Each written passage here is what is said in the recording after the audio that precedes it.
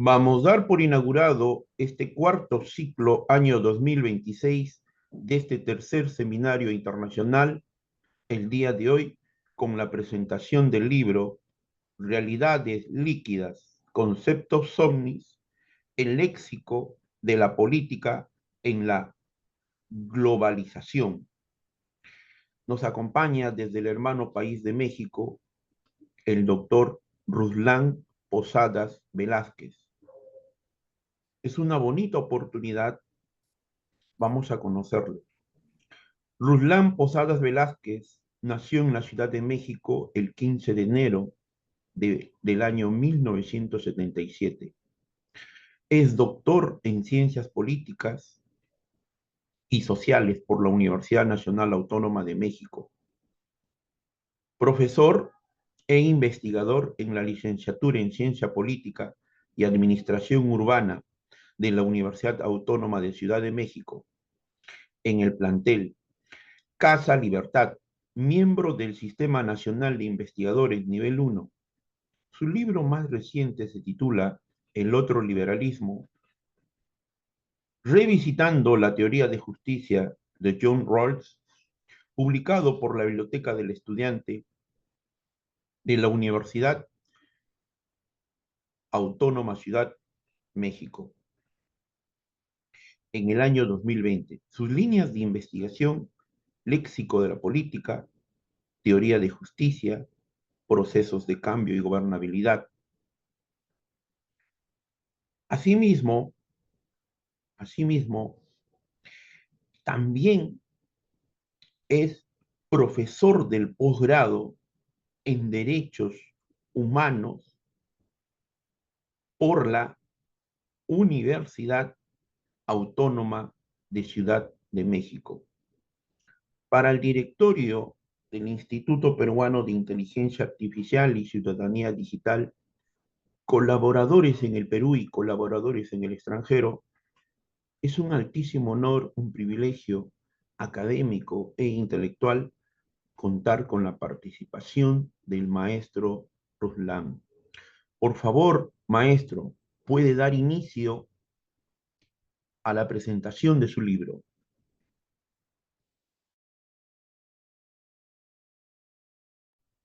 Su micrófono, el micrófono, maestro. Sí, perdón. Sí, muchas gracias, Daniel, por la oportunidad de participar con el Instituto Peruano de Inteligencia Artificial. Muy honrado de estar con ustedes en esta hora tan temprano del sábado. Y bueno, pues me gustaría sobre todo aprovechar la oportunidad de hacer una representación de este texto que platicábamos fuera de la llamada, pues era una publicación, ¿no? Que ya cumplía una década de existencia.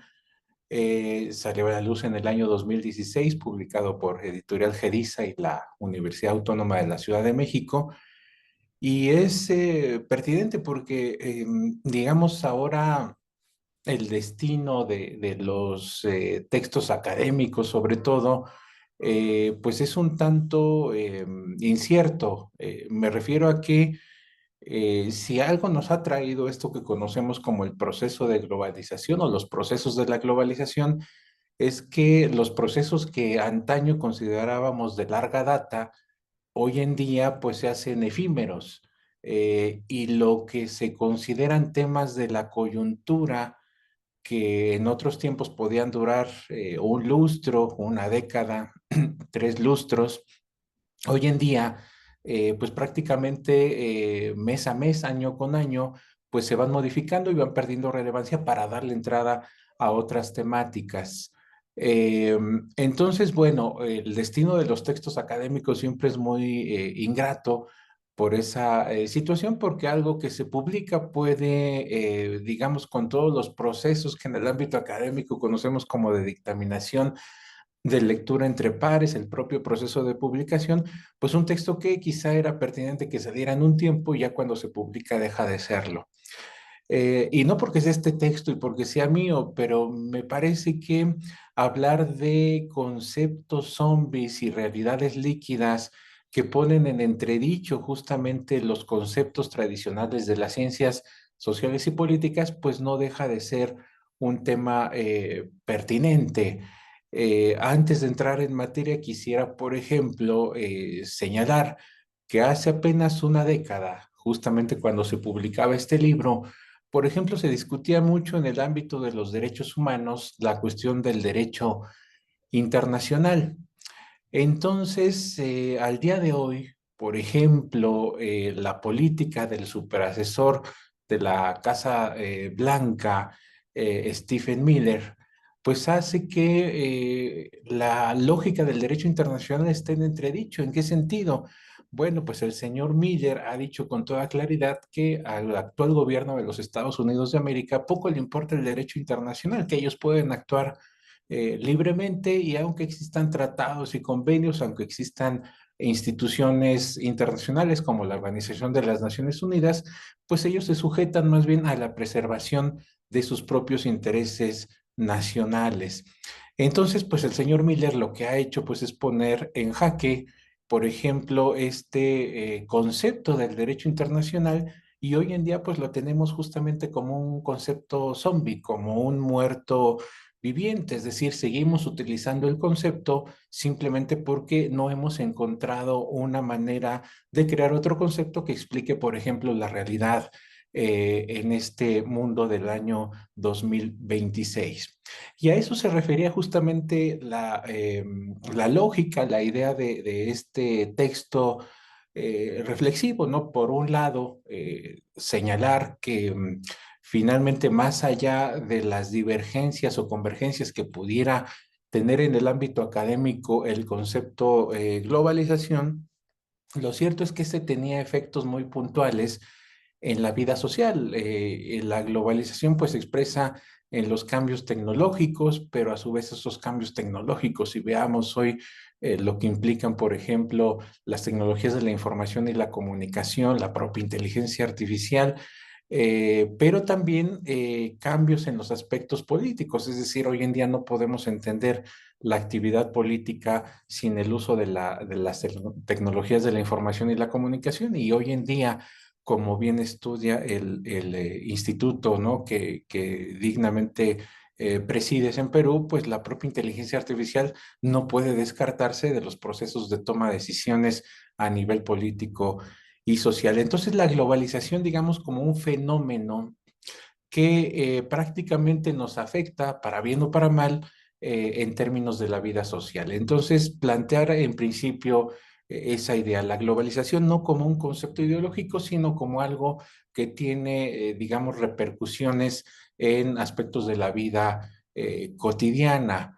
Aquí quisiera hacer, digamos, una puntualización. De pronto, en las ciencias sociales, se adoptó a finales de la década de los 90 del siglo pasado una posición dual respecto a la globalización. Por un lado, quienes señalaban que la globalización era igual que el neoliberalismo, ¿no? Como sistema económico, y por otro, quienes aplaudían la lógica de la propia globalización porque se asociaba con, como sinónimo del progreso capitalista, obviamente.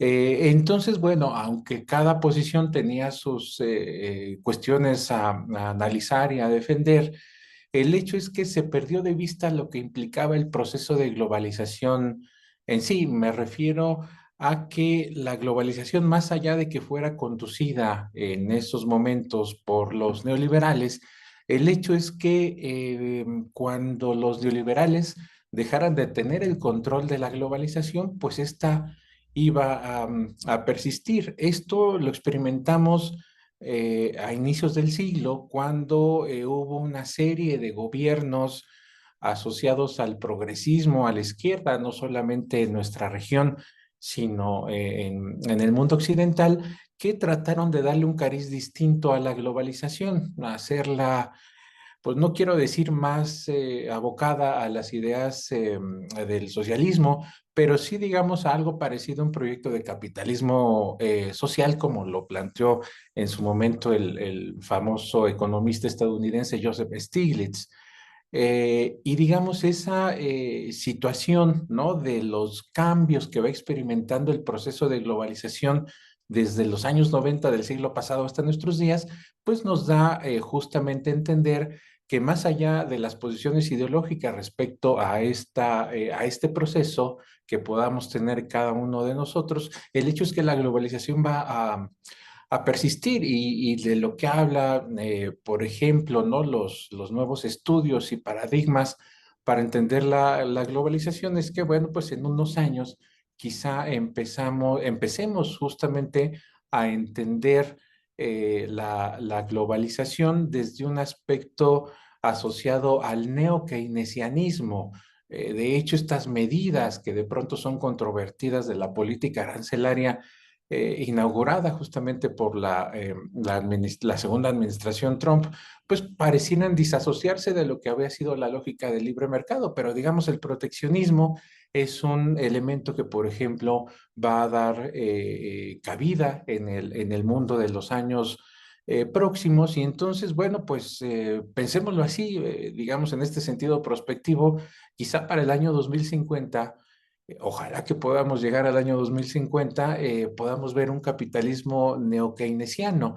Y ese capitalismo neokeynesiano pues va a estar asentado en el propio proceso de globalización. Entonces me parece que ahí sí, digamos, habría que hacer una puntualización, ¿no? Porque todavía en el debate latinoamericano seguimos pensando que la globalización es igual al neoliberalismo y hay que pensar que son procesos distintos. Efectivamente, esto que conocemos como proceso de globalización nació, ¿no? Bajo la conducción de los neoliberales en los, como decía irónicamente Joseph Stiglitz, ya que lo mencionamos hace rato, en los felices noventas. Pero con el paso del tiempo, pues la conducción del proceso ha ido cambiando de manos, ¿no? Al día de hoy, pues podríamos decirlo, está en manos de los nacionalistas de derecha, ¿no? Digamos, esa es la tendencia ideológica de la configuración del mundo actual, pero pensemos que en unos años, pues las cosas pueden ser distintas y más allá de quien asuma el poder en su momento en los años venideros, pues seguiremos teniendo globalización. Y entonces la globalización, para resumir, pues sería justamente ese proceso de cambios en las condiciones tecnológicas, ¿no? En las condiciones sanitarias, en las condiciones políticas, que hace, como decía esta vieja definición del sociólogo inglés Anthony Giddens, que la globalización pues sea nada más y nada menos que lo que ocurre en un lugar del planeta tiene repercusiones directas o indirectas en otro sitio del mundo. Y entonces esta interconexión pues nos lleva a pensar que unifiquemos patrones, por ejemplo, de consumo, que unifiquemos patrones incluso de pensamiento, ¿no? De vestimenta, de gustos musicales, de gustos diversos. Y entonces, pues ya al día de hoy no podemos, por ejemplo, decir que hay identidades nacionales como las conocíamos antes, sino que digamos, por ejemplo, veámoslo en los patrones de consumo, en los patrones de consumo específicamente de la ropa que vestimos, pues prácticamente en el mundo occidental, ¿no? Las prendas que utilizamos, los colores, los diseños y esto que se llama la moda, pues la utiliza lo mismo alguien en República de El Salvador que en la República de Irlanda o en Managua o en Detroit, ¿no? Y digamos también esto que de pronto asociamos con ideas de pensamiento novedosas y que creemos que son muy propias de nuestro nacionalismo, pues son ideas que se van esparciendo a lo largo del mundo occidental. Sobre todo me refiero, por ejemplo, a la cuestión ambientalista, a la cuestión animalista o a las propias ideas, por ejemplo, del feminismo, ¿no? Y cómo en años previos a la pandemia, pues ese fue, digamos, un resultado de cómo los procesos de globalización pues hacen que ideas que pueden surgir en Europa pues tengan ya repercusiones en América Latina y en otras regiones del planeta. Entonces de eso se trata la globalización, hace que las coordenadas del mundo cambien y que obviamente los procesos que antes, como decía minutos anteriores, que fueran de larga data, pues hoy en día resulta que cambian constantemente. Entonces, eso respecto a la globalización, ¿no? Entonces, por eso el texto inicia con ese nombre, son realidades líquidas, así consideró Zygmunt Bauman la globalización, lo líquido en contraposición a lo sólido, que es lo líquido, ¿no? Lo que se desvanece, lo que no tiene larga duración, ¿no? En contraposición a una realidad sólida que podía ser la que nos legó sobre todo el siglo XX, ¿no? Finales del siglo XIX, del siglo XX, donde considerábamos procesos como el mundo del trabajo, el pleno empleo, la familia nuclear, como procesos que iban a perdurar por siempre, ¿no? La propiedad del matrimonio, ¿no? Para siempre. Pues hoy en día la realidad líquida asociada al proceso de globalización, como la define Zygmunt Bauman, pues tiene que ver justamente con ese tránsito de incertidumbre a que pues lo que hoy se considera un proceso consolidado, el día de mañana o pasado mañana pues puede formalmente e institucionalmente modificarse, ¿no? Ahí pues digamos quizá también un ejemplo que podría ayudar a entender esto es el mundo del trabajo. La política, por ejemplo, de pleno empleo que se asoció al mundo de la posguerra en 1945, pues ha dejado de tener vigencia por estas transformaciones en el ámbito económico y hoy en día pues el pleno empleo ha sido sustituido por el outsourcing, por el trabajo flexible y por el hecho de que asociado a ello, ¿no? Pues están en jaque hoy la cuestión del sistema de pensiones, de jubilaciones y por ejemplo la idea del sindicalismo, de la organización de los trabajadores. Entonces, bueno, si la globalización implica algo, o quiere decir algo, pues tiene que verse como lo que afecta directa o indirectamente nuestra vida cotidiana. No es un asunto nada más de la economía, de los gobiernos nacionales o transnacionales, sino algo que nos afecta día con día y prácticamente hora tras hora. Ahora, bueno, ¿cómo esta globalización afecta el ámbito académico? Bueno, se ha discutido mucho, sobre todo en los últimos años, a partir de las reformas a los modelos educativos que han ido proponiendo distintos gobiernos, que la globalización pues tiene un efecto devastador en el ámbito educativo, en el ámbito académico, pues bueno, quienes nos dedicamos a la docencia y la investigación, pues hemos sido testigos de esa situación y específicamente lo que yo analizo en este texto, pues es cómo, digamos, la globalización tiene un efecto directo, directo, no solamente indirecto, en la manera en la que interpretamos y pensamos la realidad social. ¿A qué me refiero? Hablaba yo, digamos, al inicio, y con ese ejemplo me parece importante decirlo al principio, decirlo ahora.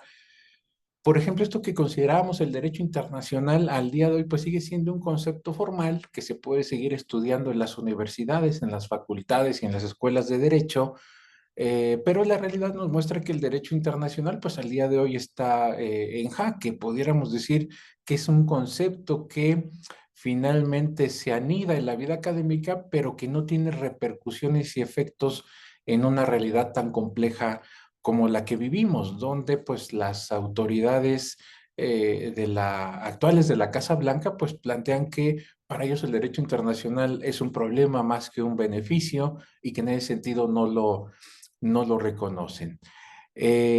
Podríamos pensar incluso en la propia idea de la representación, de la democracia y de la forma en que se constituyen los gobiernos.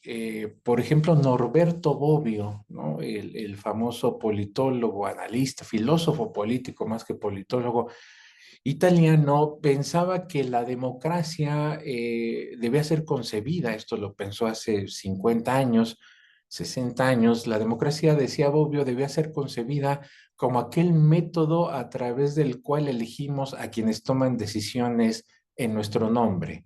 Y entonces con esa definición pues había una serie de correlatos, ¿no? La cuestión de la soberanía nacional, de la identidad, de la propia idea de que efectivamente los gobiernos representativos, valga la expresión, representaban a los ciudadanos y al día de hoy lo que podemos decir es que básicamente se siguen cumpliendo los formalismos de los procesos democráticos, es decir, seguimos eligiendo autoridades, Pero el problema es, ¿realmente estas autoridades siguen tomando decisiones en nuestro nombre? O más bien, ¿no?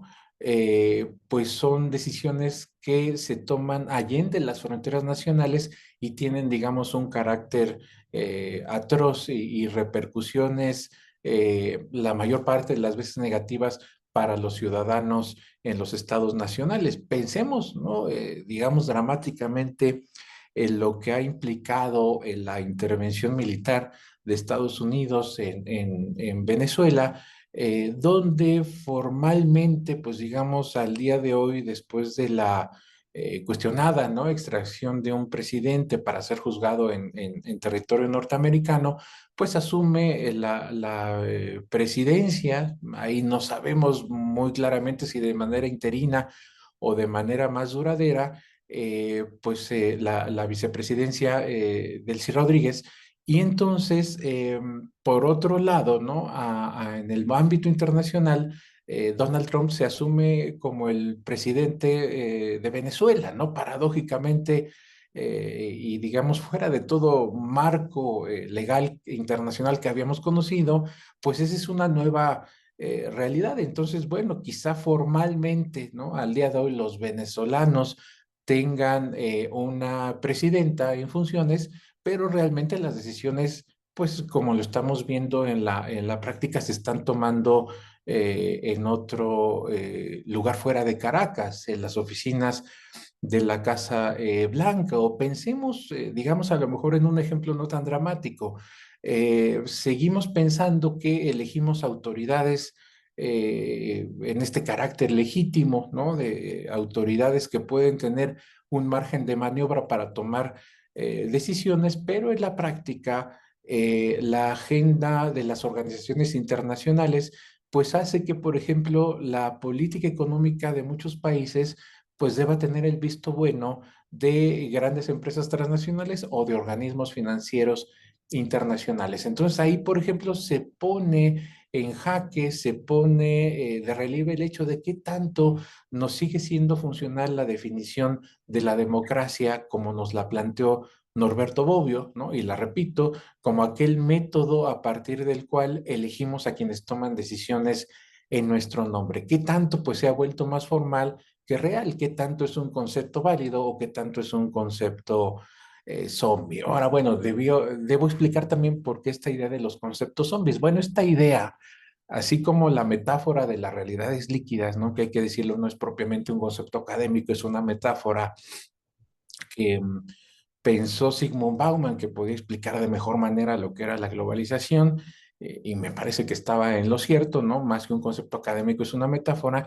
Los conceptos zombies también tendrían esa característica de ser una metáfora, es decir, esta idea se le ocurre a Ulrich Beck, ¿no? Un sociólogo alemán, me parece muy poco estudiado en nuestra región, ¿no? Y hizo, pues digamos, aportes importantes a partir de la idea de la sociedad del riesgo, que fue lo que más trabajó, pero que dentro de su legado, dentro de sus aportaciones teóricas, también planteó la idea de que con el proceso de globalización, pues las ciencias sociales y políticas se enfrentaban a las llamadas realidades zombies, y con eso pues también a los conceptos zombies. Y Ulrich Beck lo fraseaba en ese sentido que lo planteé hace rato, ¿no? Es decir, seguimos utilizando una serie de instrumental teórico y metodológico en las ciencias sociales y políticas, pero de manera formal, porque ese instrumental fue diseñado para la realidad del siglo XX, y el siglo XXI requiere otro tipo de conceptos, pero esos no existen, porque también no es que se puedan construir tan fácil. Entonces, ante esa indumentaria de terror social, ¿no? Valga la expresión, pues lo que tenemos son conceptos zombies, es decir, conceptos que formalmente pueden ser útiles para la academia, para la teoría, para publicar libros de teoría política, pero que en la realidad no explican las coordenadas del mundo actual. Y esa pues es una tragedia. ¿Qué son los zombies? Ahora que, digamos, en estos últimos años, ¿no? Han proliferado, ¿no? Series de televisión, películas, ¿no? Libros, música asociada a los zombies. Bueno, ¿qué son los zombies? Realmente muertos vivientes, ¿no? Pero si tuviéramos que hacer, ¿no?, una definición precisa, pues los zombies están más muertos que vivos. Y en ese sentido, pues es un poco lo que ocurre hoy con los conceptos en las ciencias sociales, es decir, formalmente los utilizamos, insisto, para hacer tesis, para hacer libros, para dar clases, ¿no? Para impartir docencia, pero sabemos que en la práctica ya poco explican. Y entonces en ese contexto, pues es que en este texto, publicado hace ya 10 años, pues yo trato de interpretar como 4 conceptos que son muy utilizados, ¿no?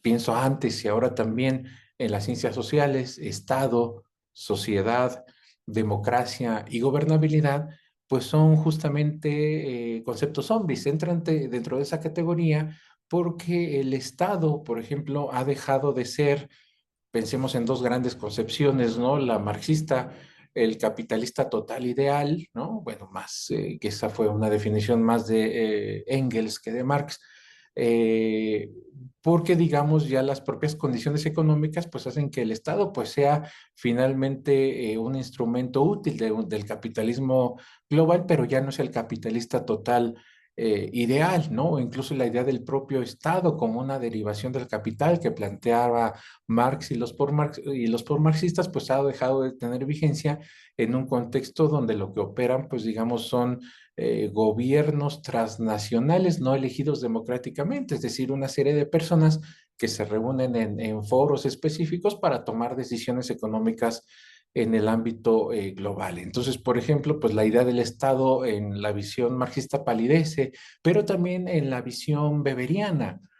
Weber, bueno, esta conocida definición del Estado como aquel ente, ¿no?, instrumento que detentaba para sí el monopolio de la violencia legítima, pues ha quedado al descubierto y de manera trágica. Aquí en México, por ejemplo, si vamos con comunidades del norte del país, del sur del país, y les planteamos esa definición de Estado, que el Estado es el que tiene el monopolio de la violencia, pues sería una broma de muy mal gusto, porque sabemos que en muchas partes, lamentablemente, de nuestro país, pues el crimen organizado, pues es quien tiene el monopolio de la violencia, o cuando menos pensémoslo, si queremos ser amables, disputa algo así como un oligopolio de la violencia, ¿no? Entre las fuerzas formalmente constituidas por los gobiernos y el gran poder militar que tiene el crimen organizado. Entonces, esa definición weberiana pues también deja de tener vigencia y por eso el Estado al día de hoy, podríamos decir, es un concepto zombie porque no llega a tener este nivel de entendimiento que fue con el que fue explicado en el siglo XX. Entonces, formalmente, pues lo utilizamos y lo seguimos enseñando en las universidades de ciencias sociales y políticas y en las de derecho, pero pues el Estado es ya otra cosa, o habría que plantearse incluso si hay Estado todavía o qué queda del Estado, ¿no? Otro concepto, ¿no?, que analizo, ¿no? Simplemente quisiera hacer una radiografía muy rápida, ¿no?, de los conceptos sin entrar tanto a fondo de ellos. La sociedad, por ejemplo, en antaño fue pensada tanto, sobre todo por la filosofía política liberal, ¿no?, como aquel instrumento a partir del cual se creaba todo lo demás, es decir, incluso los liberales, ¿no? Una definición de los liberales puros, ¿no? Del siglo XIX, del siglo XX, pues tenía que ver con que el Estado pues era el representante de la sociedad, es decir, que a partir de la sociedad se constituía todo. Y después, con el paso del tiempo, a la sociedad se le puso el apellido de civil, como para hacer referencia a la sociedad organizada y la que tomaba, digamos, decisiones a partir de problemáticas específicas.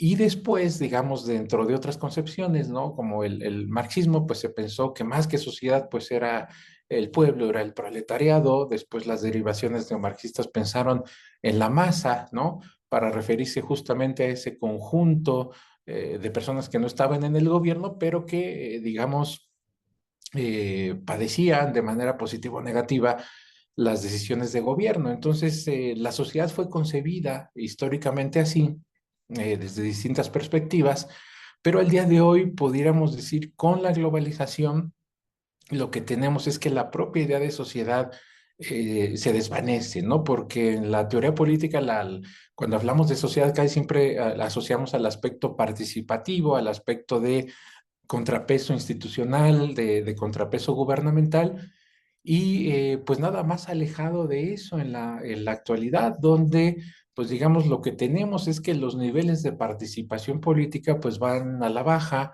sea por cuestiones de que así lo promueven los propios gobiernos, sea por una cuestión del propio desinterés de la sociedad, o sea porque también en términos generales, estamos experimentando, pues digamos, una transición generacional importante y entender, digamos, la lógica de las nuevas generaciones para inmiscuirse en el derrotero de la participación política, pues es complicado, es decir, hay que decirlo claramente, ¿no? Las generaciones de nuevos jóvenes, valga la expresión, pues realmente tienen muy poco interés, ¿no? En involucrarse en la cuestión pública por distintas causas, ¿no? Y entonces, bueno, pues eso hace que, por ejemplo, no es lo que planteo al día de hoy, cuando pensemos en la sociedad, ¿no? Habría que verla desde una óptica distinta, ya no pensando en esa sociedad participativa, como lo pensaban los liberales, o en aquella sociedad que se movilizaba masivamente como lo planteaban los marxistas, sino pues como también un propio concepto zombie. El otro concepto, bueno, el de democracia, del que ya he hablado, bueno, con la propia definición que tenemos de Bobbio, ¿no? Quienes toman decisiones en nuestro nombre, bueno, he explicado por qué pues digamos, habría que tomar eso con cuidado. Podemos seguir eligiendo formalmente autoridades políticas, pero pues qué tanto poder de decisión tienen respecto a la contención de grandes y poderosos intereses transnacionales, ¿no? Y hay una frase que tenía mucho, por cierto, Ulrich Beck, ¿no? Es que, bueno, básicamente las políticas económicas o la política económica nacional, pues debe tener algo así como el sello de visto bueno del Fondo Monetario Internacional, el Banco Mundial o cualquier organización transnacional o consorcio o emporio transnacional para poder ser aplicada en algún país. Y eso, por otro lado, pues es una tragedia, ¿no? Valdría otro elemento de análisis ahí, pero aquí estamos planteando simplemente ese aspecto. Y el último concepto, ¿no? Que también está muy en boga, pues es el de gobernabilidad, es decir, la ciencia política tradicional utilizó el concepto de gobernabilidad para hacer referencia a qué tanto, digamos, desde la esfera gubernamental se podía hacer una contención de las demandas sociales y qué tanta capacidad de respuesta gubernamental podía haber, ¿no? Esta idea de los inputs, ¿no? Versus los outputs, ¿no? Entonces, cuando había un déficit de respuestas gubernamentales, ¿no? Ante demandas sociales crecientes, ¿no? Esto se pensó en los años 60 del siglo pasado, ¿no? Con motivo de la aparición de los entonces llamados nuevos movimientos sociales, pues se pensó que justamente la falta de respuesta gubernamental o la ineficiencia de respuestas gubernamentales, pues creaba problemas de gobernabilidad. Entonces la gobernabilidad era un concepto madre, por así decirlo, dentro de las ciencias sociales, y la globalización pues nos fue trayendo esto que hoy en día asociamos a la gobernanza, ¿no? Que para mí es un término, por decirlo menos, descafeinado, ¿no? Bueno, para quienes gustan de tomar café, sabrán la lógica de tomar café descafeinado. Bueno, dicen, pues no es café, ¿no? Es otra cosa. Entonces, bueno, pues la gobernanza, ¿no? Hoy en día se nos plantea como un concepto clave, ¿no? Sobre todo en las ciencias administrativas, pues deja de tener ese sentido abarcativo que tenía la gobernabilidad. Y entonces por eso, ¿no? Cuando hoy en día hablamos de problemas de gobernanza, básicamente nos referimos a los problemas asociados a la esfera del quehacer gubernamental, ¿no? No hay buena gobernanza electoral, ¿no? No hay buena gobernanza constitucional, pero ya no pensamos, digamos, en un concepto de gobernabilidad que podría abarcar, pues, qué es lo que pasa en la sociedad. Hay demandas insatisfechas en la sociedad que requieren ser atendidas por los poderes públicos constituidos y pues eso no ocurre. Entonces lo que tenemos pues es un derrotero donde pues ya la idea de gobernanza pues se aplica básicamente a una lógica, vamos a decirlo así, de la esfera institucional. Y por cierto, no se dice mucho, ¿no? Pero hay que decirlo que esta transición de la gobernabilidad a la gobernanza pues la propiciaron los ideólogos del neoliberalismo, ¿no? Con la famosa New Public Management, ¿no? La nueva gerencia pública,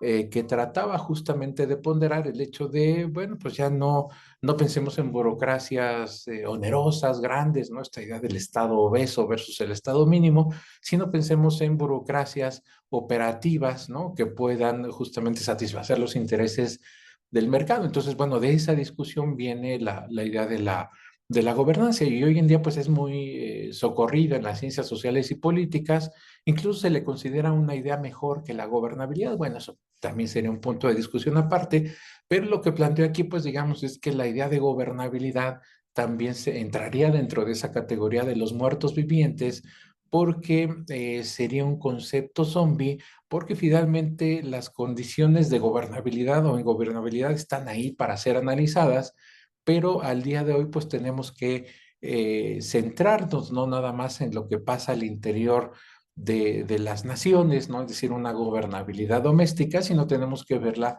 como una gobernabilidad transnacional. Vaya, lastimosamente los ejemplos en nuestra región sobran, ¿no? En el sentido de que, bueno, a veces se piensa que las condiciones de ingobernabilidad, ¿no? En países de nuestra América tienen que ver con aspectos internos, cuando la mayor parte de las problemáticas tienen que ver con lo que pasa allende las fronteras nacionales. Y entonces, bueno, pues la caída de gobiernos, ¿no? O digamos la baja popularidad de gobiernos no tiene que ver a veces tanto con lo que hagan o dejen de hacer los gobiernos nacionales, sino con las decisiones que se toman en el ámbito transnacional. Entonces, bueno, decía que yo quisiera dejar hasta aquí pues la presentación general de este texto. Pienso que es, con todo y que ya tiene sus 10 años de haber sido publicado, pues relevante para los tiempos que vivimos actualmente y pensar que efectivamente seguimos en esa lógica de realidades líquidas, es decir, de procesos que no se consolidan y que cambian constantemente con motivo del proceso de globalización y que en el mundo académico pues seguimos utilizando conceptos zombies, conceptos que utilizamos formalmente porque no tenemos otros para explicarlo, lo que pasa en el derrotero internacional o nacional, y lo seguimos utilizando porque justamente pues estamos acostumbrados a eso, pero ya no son pertinentes. Y entonces, bueno, parte de nuestra tarea sería, por un lado, hacer revisitar el mundo de las ciencias sociales y ver qué tanto todos esos instrumentales teóricos y metodológicos con los que explicamos el pasado, eh, pues ya no son pertinentes y entonces ante eso habría que hacer el esfuerzo de constantemente estarnos actualizando en esa materia, ¿no? Es decir, dejar de hacer de los conceptos en ciencias sociales conceptos zombies y más bien pues darles la vida necesaria que necesitan para explicar un mundo tan complejo como el que nos está tocando vivir en los últimos años. Pues yo dejaría hasta aquí la presentación, bueno, también con la idea de que puedan ustedes acercarse al texto, ¿no? Eventualmente leerlo, comentarlo, y bueno, a partir de ahí desprender más dudas e interrogantes. Y pues bueno, pues es un texto, ¿no? Que entiendo, bueno, se puede aún, ¿no? Conseguir a través del portal web de Geriza, ¿no? En Iberoamérica, en las sedes, en los distintos países de nuestra región, y que bueno, pues espero que a 10 años de distancia pueda seguir siendo una lectura útil. Pues muchas gracias, Daniel, pues muy honrado de poder haber presentado estas ideas eh, ante ustedes. Maestro Ruslan, el honor, el privilegio es del directorio del Instituto Colaboradores en el Perú y Colaboradores en el extranjero, y ante todo agradecer a un colaborador del Instituto Peruano de Inteligencia Artificial y Ciudadanía Digital, el licenciado Víctor Hugo Serrano Morales. Por favor, los que me están acompañando deben ingresar, se les ha compartido a los que se han suscrito vía formulario y también en los grupos de WhatsApp para que nos acompañen el día de hoy en el Zoom. Los que están, por favor, si tienen alguna pregunta, alguna consulta, alguna duda en relación a esta presentación que nos ha regalado el maestro Ruslan. ¿Alguien quiere participar? Ah, Víctor, por favor, puedes hacer uso de la palabra. Muchas gracias, Daniel. Estoy muy agradecido contigo por esta apertura que nos has permitido para poder escuchar al doctor Ruslan. Doctor Ruslan, muchas gracias. Afortunadamente tengo el honor de poder tener su obra y entre tanto, para mí ha resultado de mucha ayuda porque en lugar de poder darme respuestas, me entro a una serie de conjeturas o problemas metodológicos en los que hoy día, después de escucharlo, pues ya afirmo el problema de los derechos humanos, pero voy a citar una parte de su libro para después yo poderle plantear una interrogante. Y esto es en la 124, en el último párrafo, donde usted ya pudo haber abordado algo. Dice, por eso la concepción democrática liberal que alude a que elegimos a quienes toman las decisiones por Víctor, nosotros. Víctor, Sí, el problema de los derechos humanos y del derecho internacional que sostuvo el maestro, que son las mismas reglas de juego que ellos impusieron al mundo. sí, Ah, y sí, no sí, lo sí, respetan. sí, Ah, sí. Sí, continúo. Y creando desasosiego entre la ciudadanía que tiene que arreglárselas por su cuenta. Continúo. 126, primer párrafo, última parte. Entre otras razones, porque los globalistas no creen ni en la democracia, ni en los derechos humanos, ni en la equidad social. Y con esto reafirmo lo que acabas de decir, Dani. Cierto, en los conceptos zombies que ya nos presentó el doctor Ruslan, pues a hoy día, pues como ya lo dijo, cuando recién se había publicado su obra, pues en México teníamos la reforma en materia de derechos humanos 2011, donde se elevaron banderas con una idea de derechos humanos. Todo el mundo quería empaparse de derechos humanos, todo el mundo se empezó a llamar defensor de derechos humanos, pero hoy día el concepto de derechos humanos pues ya es un concepto zombie, porque a pesar de que tenemos una constitución fortalecida y fortalecida a partir de una serie de reformas que le han venido dando alce, y claro, esas reformas han sido también por mucho por las luchas sociales de la horizontalidad. Pero también se han creado leyes secundarias, pero resulta que los derechos humanos en México no son más que una retórica porque en el fondo, en la realidad, pues los derechos humanos no se respetan. Sigue habiendo discriminación en diferentes grupos focales. Este caso es en México. Me imagino que en Perú es algo similar, Daniel. Entonces, claro, pues el concepto que zombie que ya nos compartía el doctor Ruslan, pues la democracia en ese orden de ideas está haciendo agua. La gobernabilidad en materia de derechos humanos, por supuesto que también está haciendo agua. ¿Cuál sería la propuesta de usted? Vamos, hasta dónde los derechos, los conceptos tienen importancia en la relación social, en nuestras relaciones sociales? Uno, entre nosotras, nosotros, y frente al poder, frente a la verticalidad. ¿Esto qué quiere decir? ¿Cómo usted podría proponer que esos conceptos llegaran a reflejar la realidad de nosotras y de nosotros, sin antes concebir la realidad de lo que tiene que ver con la verticalidad o la globalización? ¿Será cuánto? Muchas gracias. Sí, muchas gracias, Víctor Hugo. Pues siempre un placer también poder dialogar contigo. También ahí, bueno, en la llamada está Javier Sánchez Diego, que le mando un saludo, también excelente colega. Eh, y bueno, yo lo que quisiera plantear a partir justamente de lo que señala, pues es que cuando menos, ¿no? Aunque no desde la docencia, desde la investigación, aunque no tengamos ese tipo de instrumentales teóricos nuevos, revitalizantes para entender la realidad social, sí habría que plantearlo en el salón de clase o en las investigaciones que uno hace, en conferencias como esta, ¿no? En pláticas como esta, porque me parece que es lo que sigue faltando, ¿no? Es decir, formalmente en las universidades podemos, porque así lo requieren nuestros programas de estudio, seguir enseñando teoría política, ¿no? Teoría del Estado, ¿no? Teoría social.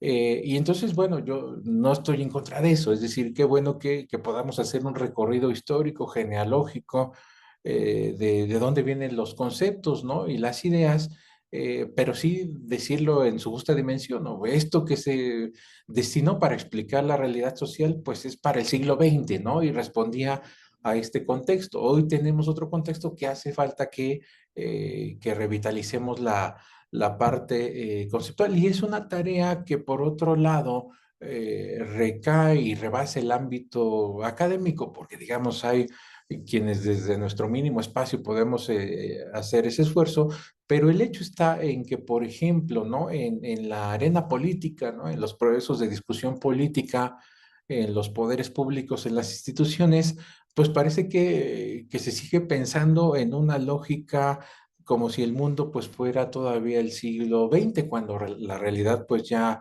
es otra, ¿no? Por eso de pronto cuando vienen vendavales como digamos los que ha promovido y suscitado la segunda administración de Donald Trump en la Casa Blanca, pues los gobiernos nacionales no saben qué hacer porque se sigue apelando a las ideas de la defensa de la soberanía, de la identidad nacional ante coyunturas tan complejas como esta, pero a nivel social ya no hay un eco que pueda justamente hacer mención a que pues esa es una buena lógica explicativa, ¿no? Lo que tenemos formalmente pues son gobiernos y sociedades que quizás siguen pensando, ¿no?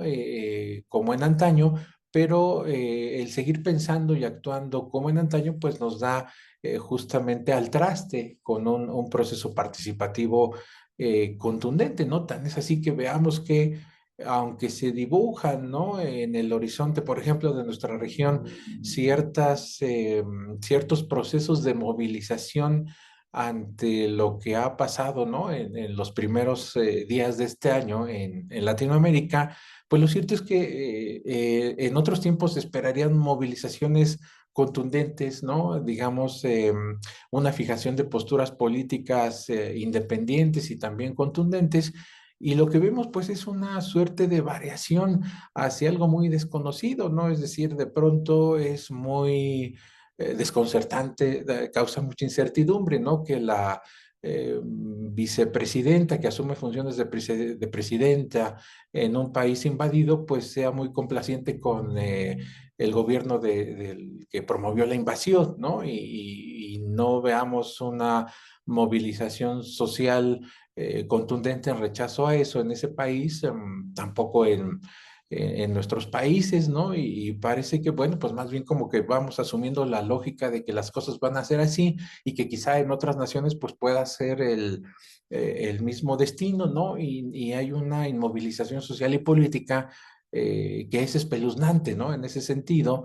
Y esa, digamos, es la mayor preocupación, ¿no? Es decir, un poco como se preguntaban en otros tiempos, ¿no? ¿Qué hacer ante esto? Y bueno, desde nuestra parte, desde nuestra pequeña trinchera, cuando menos reconocer que lo que se explicaba antes y se explicaba bien, pues al día de hoy ya el instrumental conceptual, teórico, ¿no? Incluso metodológico en las ciencias sociales, habría que hacer ese esfuerzo de actualizarlo para tener una mejor comprensión del mundo, ¿no? Es decir, yo a veces en los salones de clase les planteo el hecho de hace 60 años, por ejemplo, la idea de las revoluciones populares, ¿no? De la lucha armada, pues era algo que se discutía sin temor en los salones de clase. Hoy, pues es una idea, no quiero decir impopular, pero sí ya de alguna forma proscrita, ¿no? Porque, bueno, pensamos que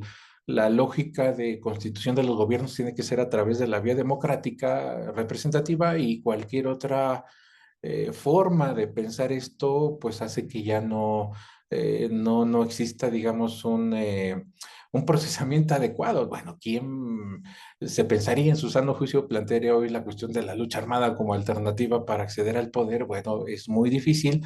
Entonces, bueno, esto que hace 60 años en las aulas universitarias se planteaba sin ningún tipo de problemas, hoy sí que era problemas. Entonces tenemos una suerte de instrumental, por un lado, muy concentrado en concepciones que ya no explican la realidad, pero que también puede ser visto desde un aspecto de imposición ideológica o política, ¿no? Porque en ciertas sociedades, en ciertos momentos, utilizamos más ciertas palabras y en otros contextos utilizamos otras. Y en la vida académica, pues eso es muy natural. Por ejemplo, yo lo que he visto desde los 90 del siglo pasado hasta nuestros días es que la modificación de planes y programas de estudio ha estado en consonancia con las modificaciones en las transformaciones políticas y económicas que ha experimentado el mundo occidental, ¿no? Es decir, el ejemplo este que ponía, ¿no? Ya no se estudia tanto administración pública, sino gestión pública, ya no se estudian tanto condiciones de gobernabilidad, sino de gobernanza, y ese es un sello ideológico que en ocasiones, como pensamos, es la academia, pues no pasa nada, ¿no? Porque ahí está el depósito de la verdad, pero habría que pensar, por un lado, ¿no? Que tanto lo que discutimos y pensamos tiene ese carácter ideológico, y por otro lado, ¿no? Que tanto lo que discutimos y pensamos responde más bien a explicaciones de otras realidades y no a la que estamos viviendo. Entonces, respondiendo puntualmente a mi estimado Víctor Hugo, pues el hecho estaría en esa necesidad, ¿no? De que desde la academia reconozcamos que hace falta, ¿no? Repensar en otros derroteros conceptuales las condiciones en las cuales atraviesa el mundo actual. Y esa, pues, es una tarea complejísima, ¿no? Porque pensemos en todos los años, ¿no? Podríamos decir centenares de años que pasaron para que tuviéramos una concepción de Estado, una concepción de sociedad, por ejemplo, ¿no? Entonces no es tampoco como que los pensadores que se dedicaron a eso a lo largo de los años se les ocurriera de un día para otro, ¿no? Sino que observaban procesos históricos de larga data y a partir de ahí hacían teorías, teoremas y luego conceptos. Entonces, bueno, la tarea no es fácil, sobre todo porque quizá lo que empezamos ahora a considerar procesos que se van a implantar y van a tener larga data, pues en el corto plazo pues desaparecen y aparecen otros procesos. Entonces eso hace más acuoso, eso hace más líquido el que podamos tener una firme comprensión de lo que implican pues las concepciones en ciencias sociales, ¿no? Diría eso, ¿no? Inicialmente. Maestro Ruslan, lo que está claro para el Instituto Peruano de Inteligencia Artificial y Ciudadanía Digital, la libertad y la dignidad humana no se negocian, deben ser respetados en todos los estados y en todo el mundo.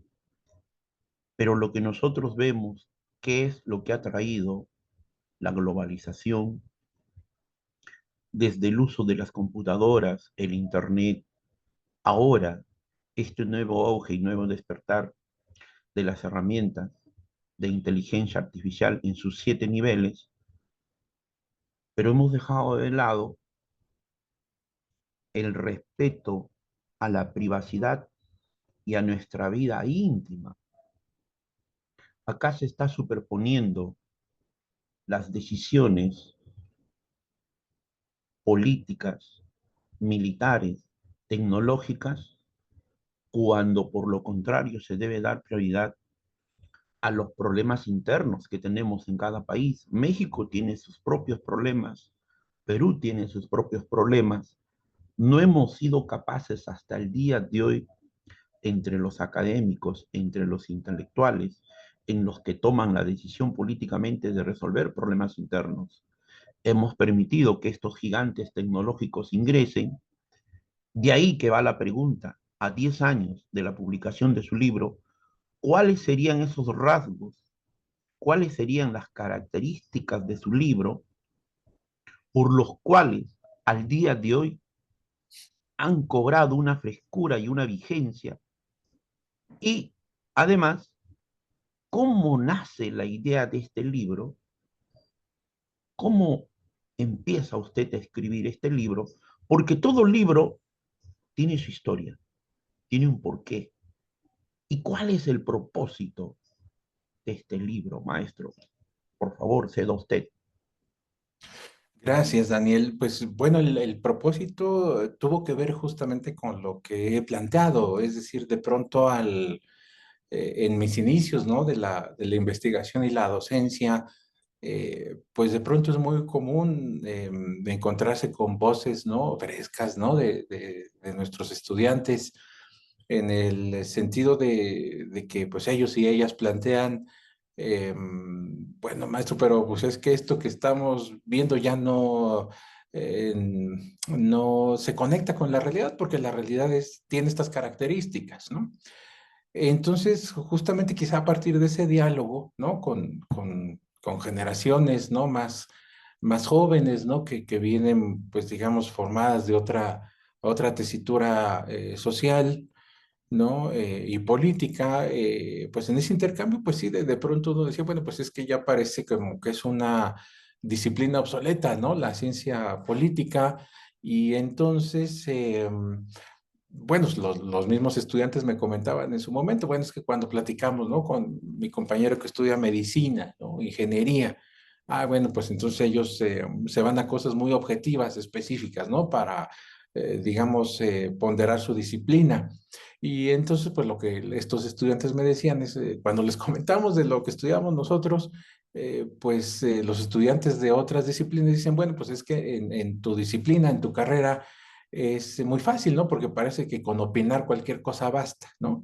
Y entonces, bueno, ese sentido justamente de que las ciencias sociales pueden ser opinología, porque digamos lo que estamos planteando y enseñando conceptualmente pareciera que son justamente conceptos que no encajan en la realidad, pues es lo que me orilló, ¿no? A explorar más este ámbito de los conceptos zombies, ¿no? Aparte por esos años, ¿no? Bueno, no hace 10 años, ¿no? Quizá 5 antes, ¿no? 7 antes, pues descubrí las obras de Ulrich Beck, por un lado, ¿no? Y después de la de Sigmund Bauman. Y entonces a partir de ahí, pues fui estableciendo, pues estos canales, ¿no? Ahora sí que conceptuales de comunicación de estos autores y a partir de ahí, pues ir haciendo también la propia introspección, ¿no? El diálogo de tanto de lo que yo había aprendido, pues, al estudiar la licenciatura en ciencia política en la UNAM y que tanto, digamos, eso que había estudiado estaba muy disasociado de la explicación de la realidad. Y entonces, bueno, pues ahí se conjugaron muchas cosas, ¿no? Bueno, cuando empecé a darle forma, ¿no? A este escrito, ¿no? Pues sí, bueno, debo decir, bueno, pasaron algunos años, ¿no? 3, 4 años, ¿no? Para poderlo tener bien estructurado, ¿no? Pudieran ser pocas páginas, pero de pronto esto pues implica un trabajo de más, ¿no? Leer, por ejemplo, ¿no? Cómo se vean históricamente generado los conceptos que analizo, ¿no? Hacer como una síntesis, ¿no? Muy inacabada, ¿no? Debo decirlo, ¿no? Porque hablar de un concepto se implica hablar, pues, de una tesis en sí misma, ¿no? Pero bueno, en ese esfuerzo, pues yo lo que traté de hacer es un poco el contraste, ¿no? De cómo nacen los conceptos, qué realidad explicaron, tenemos esta realidad, explican o no esos conceptos la realidad, y entonces fue la guía metodológica que yo seguí bueno, yo pensaba, ¿no? También hace 10 años, quizá ilusamente, bueno, en una de esas, ¿no? Las coordenadas del mundo se recomponen, ¿no? Y podemos otra vez tener procesos explicativos a largo plazo, pero bueno, me parece que año con año, ¿no? Desde hace 10 años, pues lo que ha pasado, ¿no? Los procesos de pandemia, ¿no? El confinamiento, ¿no? El post-confinamiento, ¿no? La segunda administración Trump, ¿no? La guerra Rusia-Ucrania, los conflictos en Asia, los conflictos en África, ¿no? De los que casi no hablamos porque realmente no los conocemos a fondo, pues me dan la idea de que pues es un texto, ¿no? Que no porque yo lo haya escrito ni mucho menos, seguramente también habrá más textos interesantes en esa obra, pero es un texto, me parece muy vigente, ¿no? Que puede justamente abrir elementos de debate, como decía hace rato Víctor Hugo, ¿no? Hacia los derechos humanos, ¿no? Hacia la antropología social, hacia la sociología política o cualquier esfera, incluso la economía, y bueno, pues el plantear incluso, ¿no? Con esa libertad, bueno, al día de hoy hay quien se sigue, por ejemplo, peleando, ¿no? Con el neoliberalismo, ¿no? Pero el neoliberalismo ya también sería un concepto zombie, ¿no? Sobre todo pensando en la política económica de la administración Trump, ¿no?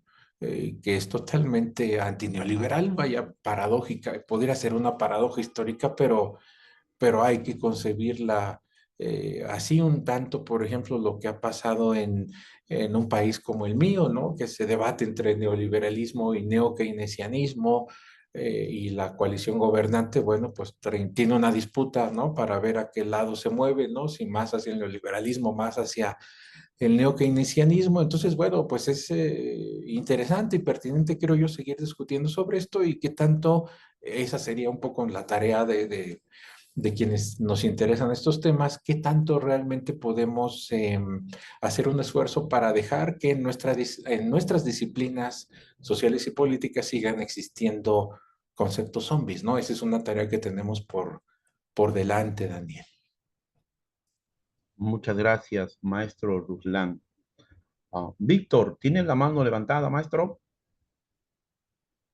Sí, bueno, para poder seguir, un poquito poniendo cartas en la mesa, doctor Ruslan, usted, nos ha referido a la realidad desde su concepto, desde su postura académica, y también como crítico. ¿Qué sería para usted la realidad? Ya hace un rato nos hablaba de que una realidad es la formal, lo que el derecho puede decirnos. Y aquí voy a traer a colación lo que tanto se hace saber de Kelsen. Esta idea de Kelsen en el derecho hasta hoy se sigue conservando como una verdad absoluta, pero que ya no se refleja en nada a la sociedad. Contraste podría ser un tanto el realismo sociológico, o tal vez posiblemente, me acabo de encontrar recientemente con una obra de Mauricio Ferraris, que él propone una filosofía, un nuevo realismo desde la filosofía, desde su visión de Ferraris.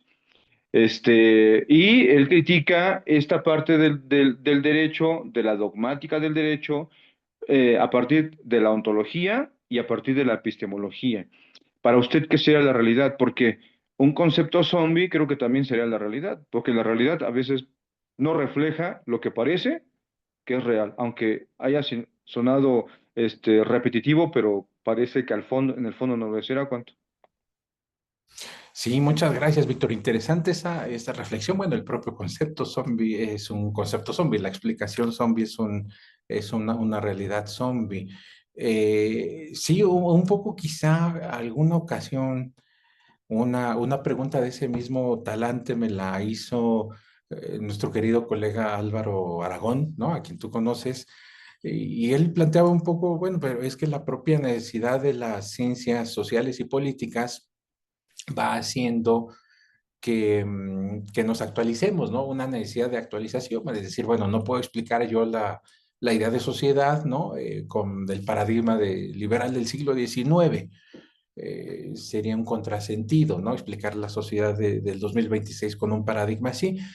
Pero lo que sí podemos, digamos, en términos, como tú bien lo planteas, de esa honestidad intelectual, es plantear un poco que este proceso de evolución de los conceptos tiene que ver con entender la realidad y quizá ese sea, por más fácil que parezca, pues uno de los cometidos que más trabajo nos cuestan en las ciencias sociales y políticas, es decir, porque de pronto pues la realidad está ahí, ¿no? Digamos, es tangible, objetiva, pasa en los procesos, El problema es cuando la interpretamos, ¿no? Porque ahí le ponemos parte de nuestra ideología, parte de nuestra creencia, y entonces, como decían los marxistas, ¿no? Distorsionamos la realidad y la convertimos en un proceso ideológico, ¿no? Eso no tiene nada de malo. Digamos, incluso las propias concepciones de las que yo he hablado, pues tienen que ver con eso, ¿no? Con una pista ideológica de lo que se está planteando. El asunto es que ahora, ¿no? Que está tan en entredicho la cuestión de qué tanto las ideologías siguen teniendo influencia en los procesos políticos y sociales, o que tanto ya no, pues es lo que hace quizá más difícil, ¿no? Es decir, ante sociedades altamente desideologizadas, ¿no? Pienso yo que más que ideologías, al día de hoy lo que tenemos son idearios, ¿no? Una suerte de ideas y visiones, ¿no? Para más o menos tratar de componer el mundo, ¿no? Y concentrarnos en una dinámica social así, pero digamos ideologías como se tenía en el siglo pasado, en el siglo XIX, me parece que esas sí van un poco a la baja, ¿no? Aunque no digo que haya teóricos y pensadores que sí la sostengan, pero el grueso, digamos, del capital social con que cuentan nuestras sociedades, pues está en otra tesitura. Entonces, una de las tareas, o al menos, digamos, la que yo me he propuesto desde mi muy modesto espacio, ¿no? De trabajo, que es la docencia, la investigación, pues es intentar explicar la realidad a partir justamente de todos los puntos y derroteros a partir de los cuales se plantea, ya no quizá de visiones únicas, ¿no? Que dan lugar, digamos, a la posición más cómoda, ¿no? Del académico, de decir, ah, bueno, pues como yo soy liberal o soy marxista o funcionalista, entonces esta es la idea que sostengo, ¿no? La que promuevo y es la que se debe estudiar, ¿no? Sino más bien dar la posibilidad a entender los derroteros distintos de interpretación y a partir de esos, pues, generar justamente debate y reflexión con miras justamente a actualizar los conceptos, ¿no? Un poco yo lo que hago en el salón de clase, bueno, pues estudiamos, por ejemplo, a la sociedad, ¿no? Entonces sí se pide quizá que se tenga como la elaboración, ¿no? De un ensayo donde se plantea cómo viene la genealogía, pero también hago un esfuerzo porque las y los estudiantes pues expliquen la realidad social, ¿no? La propia sociedad a partir de lo que ellos encuentran en la realidad. Entonces es un proceso que cuesta mucho trabajo y en ocasiones uno se lleva muchos sinsabores, pero es parte, pues, digamos, de la tarea que tenemos que hacer, ¿no? Y yo lo que sí diría es que hay que seguir leyendo a Kelsen, ¿no? A Marshall, a Keynes, a Adam Smith, ¿no? A David Ricardo, en fin, a los clásicos de la teoría política, pero pues hay que tener ese cuidado, ¿no? Es decir, ellos entendieron y explicaron una realidad a partir de su contexto y entonces falta contrastar qué tanto esa realidad pues ahora puede explicar o no lo que estamos viviendo al día de hoy.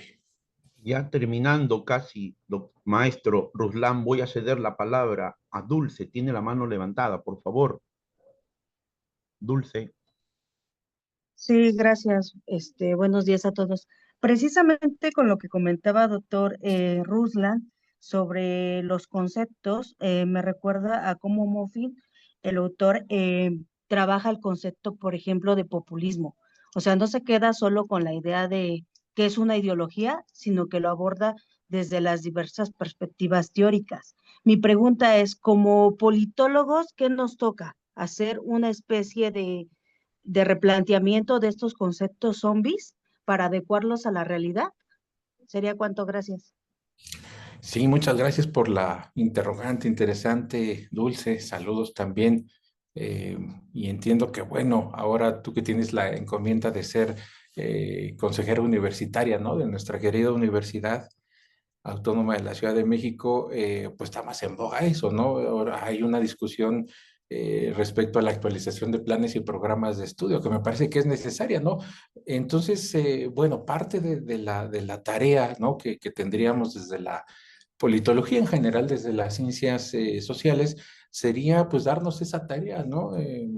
Autoadjudicarnos esa tarea, o sea, qué tanto, digamos, lo que estamos estudiando, ¿no? Lo que estamos aprendiendo en términos de teoría política, puede efectivamente ser revisitado a partir de la lógica de las experiencias políticas, sociales y económicas que nos trae el proceso de globalización. Y uno de las pautas más importantes me parece que es eso, ¿no? Cómo actualizar nuestros planes y programas de estudio para poder entender realidades diversas. Y eso pues crea muchos problemas, ¿no? De pronto tenemos quizá claro, ¿no? Que quienes estudian medicina deben en cierto periodo de tiempo actualizarse, ¿no? Renovar sus conocimientos, porque el mundo de la medicina pues es cambiante, ¿no? Constantemente, y hay nuevos elementos, ¿no? Para así entenderlo, ¿no? Supongo que eso lo tienen muy claro quienes estudian también biología, estudiaron biología hace 20 años, ¿no? Dicen, bueno, pues ahora tengo que estudiar genómica, ¿no? Proteómica, no sé. Entonces, eso que tienen muy claras otras disciplinas, me parece que hace falta en las ciencias sociales, como decía hace rato, ¿no? Yo no estoy en contra de que se siga analizando, por ejemplo, la teoría de Max Weber sobre el Estado, que es muy interesante, no solo eso, sino en general la teoría de Max Weber. Pero bueno, habría que hacer ese esfuerzo por ver qué tanto la formación politológica de nuestros días pues tenga que ver con hacer un esfuerzo por interpretar la realidad de otra manera. Y eso pasa justamente por entender a nivel conceptual otro tipo de dinámicas, otro tipo de divergencias de puntos de vista contrastantes, incluso con nuestras propias creencias, ideas e ideologías o idearios, y eso me parece que es lo que más sanamente podríamos hacer. Ya la uniformidad de pensamiento en ciencias sociales y políticas es un asunto, me parece, del pasado para bien, y lo que tenemos que entender es que hasta ante esta diversidad y pluralidad social habría que hacer un esfuerzo doble para poder entender las nuevas realidades y efectivamente, como tú bien señalas, pues abandonar el derrotero de los conceptos y las categorías zombies. Muchas gracias, maestro Ruslan. Le hace llegar saludos un integrante del instituto desde Arequipa, Perú, Christopher Guillén Huanqui. Asimismo, el licenciado Javier Sánchez Diego. Gracias, estimado doctor Ruslan. Aquí escuchando su exposición con atención y gusto. Saludos desde Ciudad de Cuernavaca, Morelos, México. Asimismo, Alejandro Díaz, excelente día de Saturno. Un gusto escucharlo y aprender de usted, doctor Ruslan. Un abrazo de corazón a corazón al abogado Víctor Hugo. Muy bien, maestro. Vamos a dar por clausurado este cuarto ciclo año 2026 de este tercer seminario internacional con la presentación del libro Realidades líquidas, conceptos somnis, el léxico de la política en la globalización, la misma que estuvo a cargo del doctor Ruslan Posadas Velázquez. Nos hace llegar también un saludo aquí, Selva Gómez. Excelente día, saludos desde Venezuela. Maestro, hoy en día usted nos ha regalado y ha puesto en vigencia la obra que hace 10 años se ha publicado. El directorio del Instituto Peruano de Inteligencia Artificial y Ciudadanía Digital, colaboradores en el Perú y en el extranjero, y todas nuestras nuevas alianzas institucionales, un abrazo muy fuerte a este trabajo maravilloso.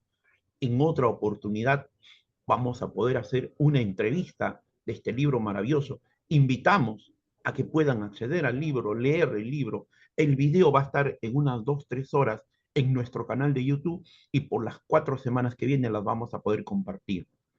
Muchas gracias, maestro Ruslan Posadas Velázquez.